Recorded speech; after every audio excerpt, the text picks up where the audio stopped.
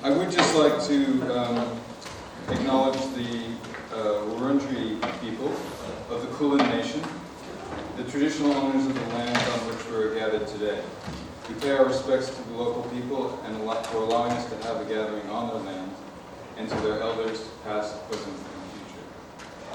Now, Liz did the acknowledgement of country yesterday, but it's appropriate for anyone who's having a gathering to do an acknowledgement of country in Australia. It's become quite a common and respectful thing to do whenever you have a gathering or meeting of people. Summary of yesterday. It was a fantastic keynote presentations yesterday, and it brought up some sort of issues around hardwiring and environment and relationality and notions of how we practice our own embodied cognition. And I think it is important to think about the notion of this conference as a capacity building idea, that one can interact with one's own processes, one can interact with the way in which one engages with the environment that is already in the body and through the body and through other people, and that this can be practiced. So there's quite a wonderful quote from Madeline Gins in our cow, which says, any sight, well, it says, what stems from the body by way of awareness should be held to be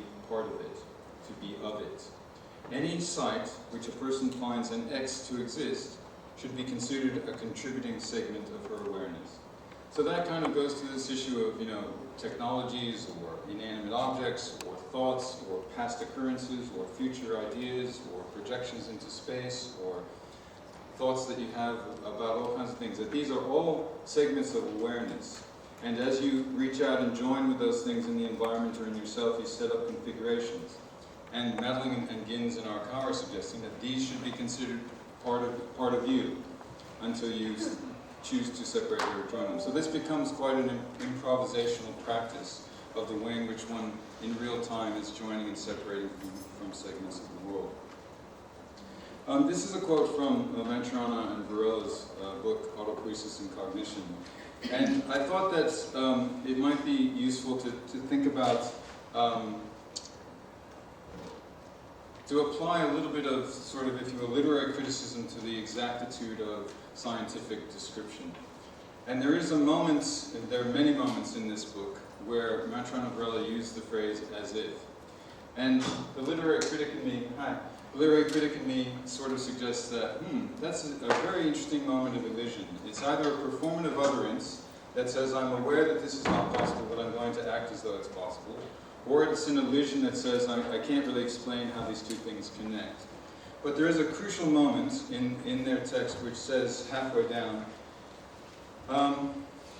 as a consequence, there are organisms that include, as a subset of their possible interactions with their own internal states, as states resulting from internal and external interactions. We accept that.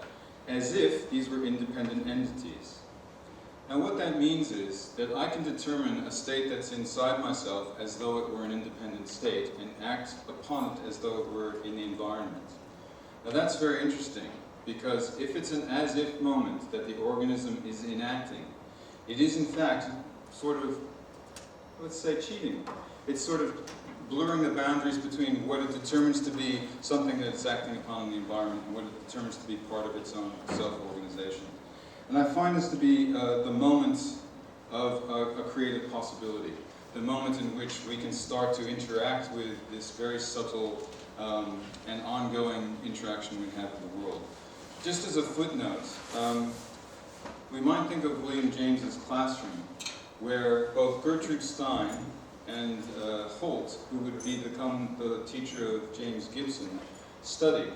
So from William James's radical empiricist classroom, in which experiences themselves are experienceable, we have Gertrude Stein and Holt going off and producing ecological psychology and performative poetry. And perhaps, there's many ways in which these are coming back together, and I think it would be important. The as-if is a moment where the impossible that one produces and one suggests to oneself, if you act upon it in a serious way, it produces real results. So I jumped as if I could fly. The as if I could fly might produce that I go study aeronautics. It might mean I become a gymnast. It might mean I become a high jumper. It might mean I study people who like to jump. It might mean any number of things that have a real effect from the experience of, I jumped as if I could fly, and that becomes something that one generates in one's life. I guess the 10 impossible things before breakfast is what we're looking for, and finding the ones that actually produce real prompts in our organism person.